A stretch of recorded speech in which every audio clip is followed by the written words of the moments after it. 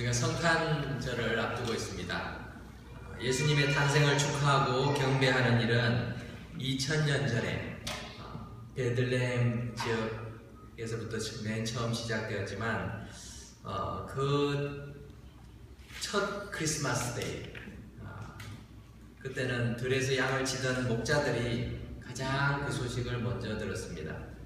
그리고 한편 예수님의 탄생에 대해서 많은 사람들이 알게 되고 또 경배하고 축하하게 되는 일들이 성경에 나타나는데, 그 중에 한 가지가 멀리서 동방으로부터 예수님의 탄생을 축하하기 위해서 온 동방 박사들의 이야기입니다.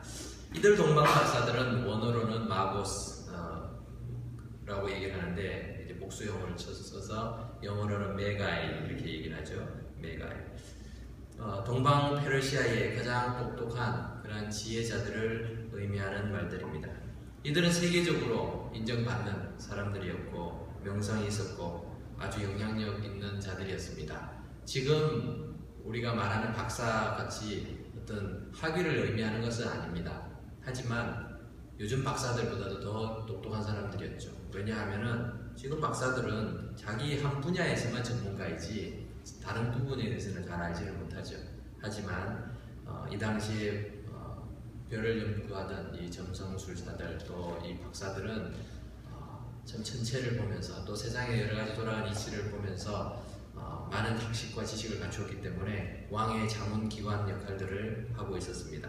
그런데 그런 사람들이 별을 연구하다가 오늘 본문을 보니까 왕의 별이 보이는 것입니다. 그것도 유대인의 왕, 메시아를 찾는 그런 마음들을 가지고 이들이 먼 거리를 떠나서 유대 땅 예루살렘으로 옵니다.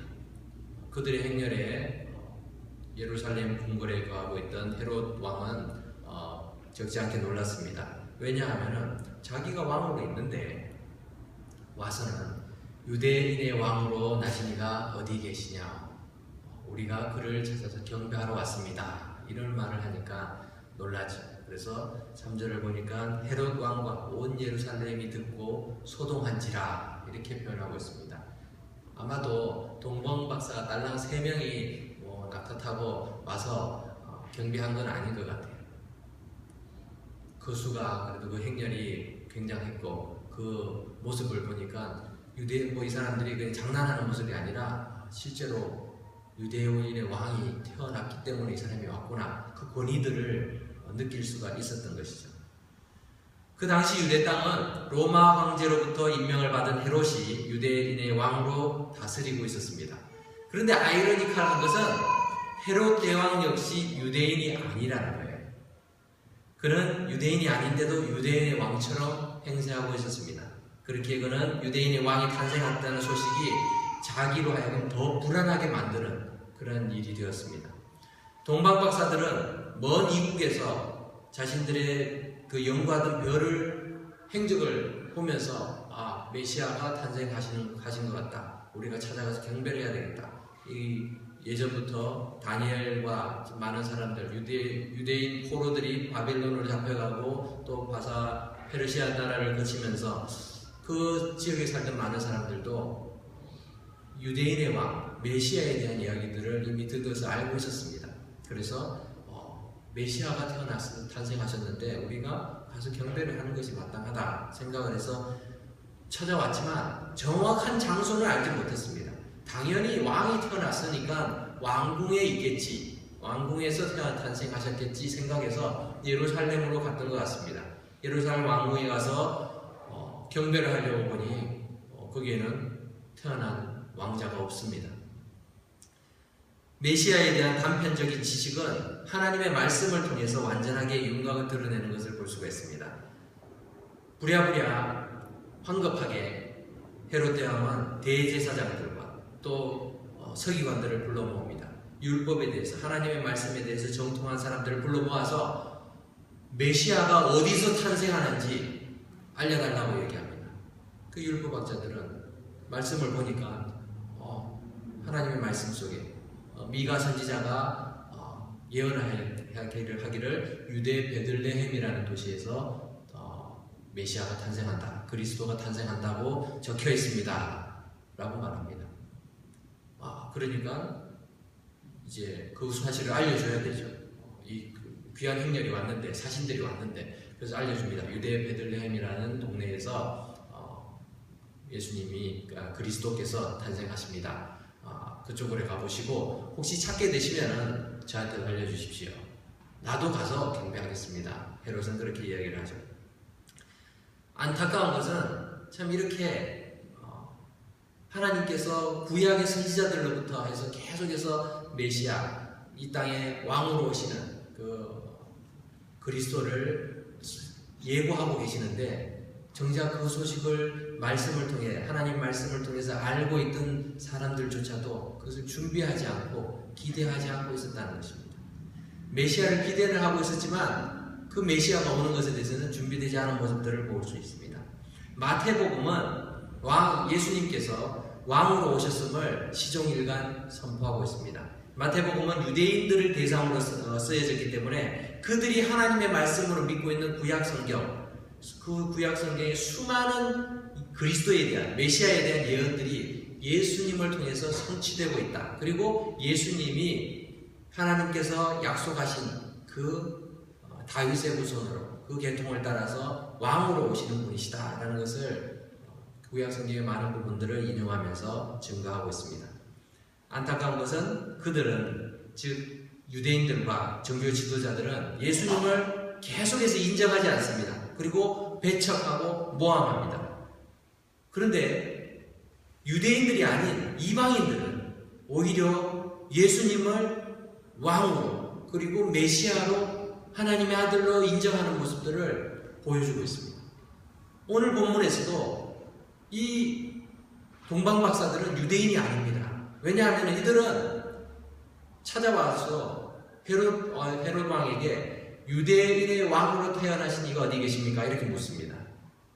유대인들은 메시아를 가리켜 유대인의 왕이라고 얘기하지 않습니다. 다윗의 후손, 메시아, 그리스도 이렇게 표현하지, 유대인의 왕이라는 표현은 항상 이방인들이 메시아를 가리킬 때 사용하던 언어였습니다. 그 단어를 사용하고 있기에 동방박사들도 바로 유대인의 혈통이 아니라 이방인들이구나 라는 소리가 알 수 있죠. 또한 빌라도가 예수님을 신문하고 사형하도록 십자가를 지도록 내어준 다음에도 십자가 위에 팻말을 어떻게 쓰는가 하면 유대인의 왕 예수 이렇게 씁니다. 그것을 세 개 국어, 3개 국어로 그렇게 쓰게 되죠. 그때 이 유대인 종교 지도자들이 뭐라고 얘기했는가 하면은 자칭 유대인의 왕이라고 쓰십시오. 왜 그 유대인의 왕이라고 쓰냐고 이렇게 건의를 합니다. 그때 이 빌라도는, 로마의 총독이었던 빌라도는 나는 내가 쓸 것을 썼다 라고 이야기합니다.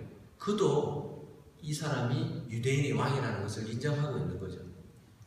예수님이 십자가에 달려 돌아가실 때 그 처형 사형 집행을 하였던 백부장이 예수님이 죽으시는 그 모습을 보면서 천지에 막 지진이 일어나고 난리가 날 때 예수님이 정말 하나님의 아들이시구나, 그는 정녕 하나님의 아들이셨도다 라고 고백을 합니다. 이 로마의 백부장도 유대인이 아닙니다. 그래서 이 마태복음을 보면은 예수님을 왕으로 인정하고 있는 사람들은 유대인들이 아니라 이방인들인 것을 볼 수가 있죠.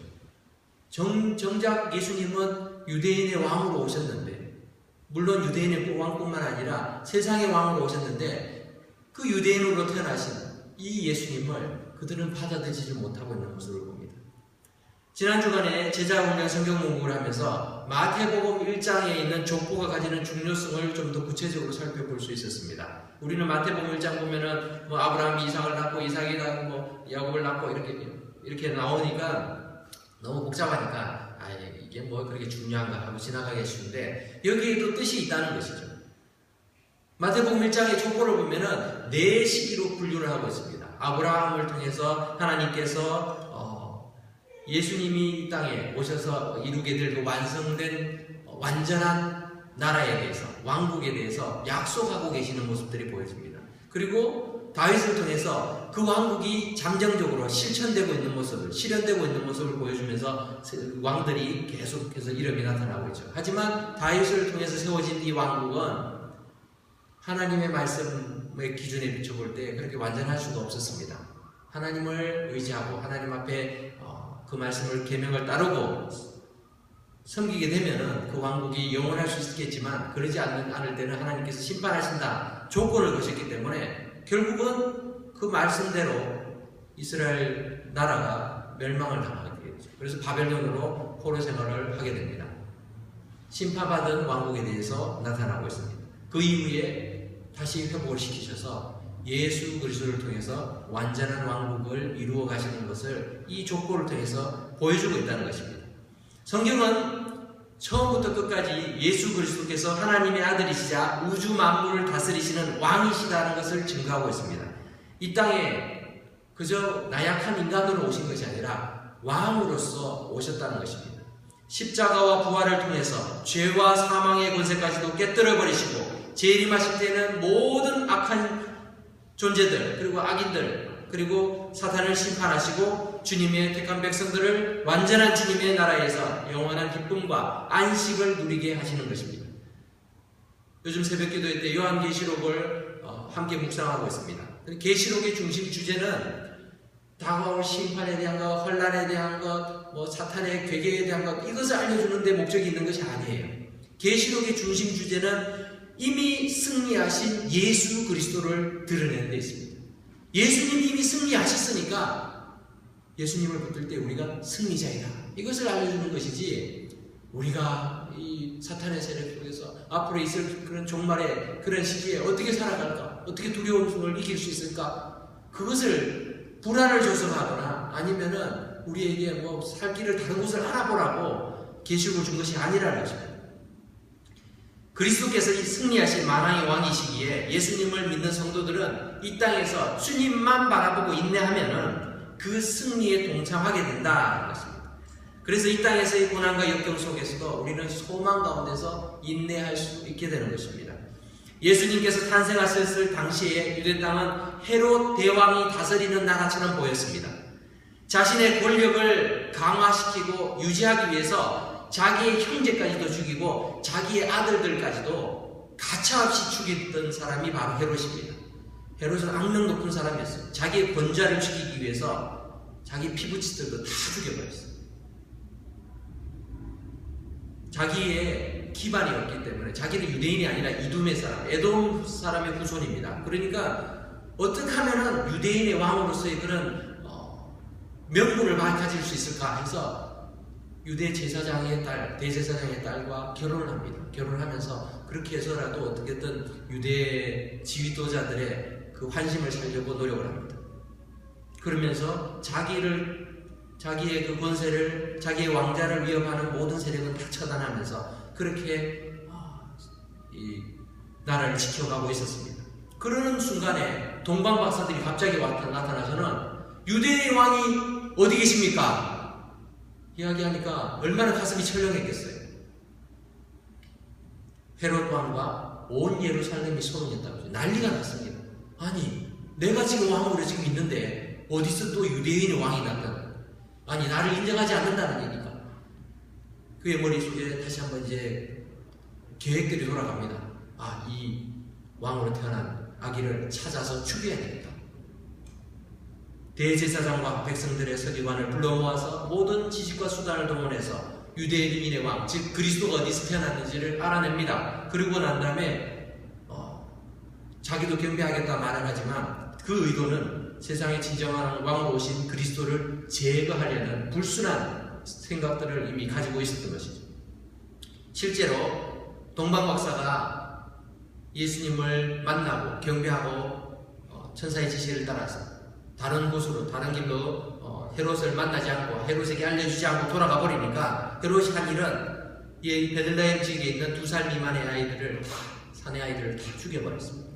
그렇게 죽이면은 메시아도 죽겠지, 유대인의 왕이라는 그 아기도 죽어버리겠지, 그러면 내 권자가 영원할 것이다 라고 생각하기 때문에 그렇습니다. 하지만 이 모든 계획은 하나님의 주권 아래서 실패로 돌아가고 맙니다. 세상은 어떻게 보면 사탄이 조종하는 대로 움직여지는 것 같지만 하나님께서 작성하신 대로 예수님을 중심으로 해서 이 세상은 운행되고 움직여져 가고 있는 것입니다. 동방박사들은 눈앞에 보이는 헤롯이라는 그 권세가 아니라 비록 눈에 보이는 비록 연약하고 무기력해 보이는 어린 아기였지만 그 예수님이 진정한 왕이심을 인정했습니다. 그리고 그 앞에서 경배했습니다. 사랑하는 성도 여러분, 우리는 어떠합니까? 우리가 지금 세상을 살아가면서 예수 그리스도를 나의 생명의 구주로, 나의 삶의 주인으로 인정하고 모시고 살아가면서도 세상에 있는 많은 권력과 권세 앞에서 우리는 움츠려들 때가 많습니다. 그리고 예수님에 대해서는 우리는 잘 그 권위들을 인정하지 않고 살아갈 때가 많다는 것입니다. 예수님이 무기력해 보이기에 우리가 경배하기에 하는 것을 주저하고 있지는 않는가 생각해 볼 필요가 있습니다. 이 세상을 살면서 세상을 다스리시는 존재가, 내 삶의 번영과 안정을 주는 존재가 예수님이 아니라 다른 어떤 것으로 생각하고 살고 있지는 않습니까? 입술로는 내가 예수님을 구주로 믿습니다, 주님으로 인정합니다 말을 하지만 내 삶의 방식은 누가 봐도 예수님을 제쳐놓고 그렇게 살아가고 있지 않는가 우리가 생각해 보아야 될 것입니다. 오늘 동방박사들의 예루살렘 방문과 베들레헴에서 구주 예수님의 탄생을 경배하는 내용이 2000년이 지난 오늘 이 시간 우리에게 주는 교훈은 무엇일까요? 주님의 탄생을 축하하는 성탄절을 기다리는 우리는 어떤 마음으로 성탄절을 맞이해야 할까요? 이방인의 신분이었지만 유대인의 왕이시자 세상의 왕으로 오신 아기 예수를 경배하기 위해서 고국을 떠나 먼 길을 여행해서 당시 유대를 다스리던 헤롯의 권세에도 굴복하지 않고 거기서 적당히 헤롯 왕이 유대인의 왕이십니다 이야기하고 그냥 돌아가도 될 텐데, 그러면은 국제적인 문제도 생기지 않을 거고 자기들의 신변의 위협도 생기지 않을 텐데, 그러지 않고 유대인의 왕을 찾아서 어린 아기, 정말 초라한 장소에서 머물고 있던 아기 예수께 최고의 예물로 경배드렸던 그 동방박사들의 모습과 오늘날 우리가 예수님을 구주로 섬기고 있는, 모시고 믿고 살아가는 그 모습이 동일한지 아니면 차이가 있는지 우리가 생각해 볼 필요가 있습니다. 우리는 예수님을 어떻게 경배하고 있습니까? 우리는 세상의 권세에 굽신거리며 틈틈이 예수님께 내가 남은 시간, 내가 남은 재능, 내가 남은 물질로 예수님을 경배하고 있지는 않습니다. 우리는 어떤 예수님을 믿고 섬기고 있습니까? 오늘 본문을 우리 식으로 이해하자면 이 세상의 권세 잡은 자는 결국 누구이겠습니까? 돈과 권력 또는 명예와 같은 세상을 움직이는 힘들이 세상의 권세처럼 보일 때가 많습니다. 이 세상의 권세를 잡은 왕처럼 우리를 종노릇하게 만들 때가 많습니다. 그리스도인들도 매일 이 세력의 영향을 받으며 살고 있습니다.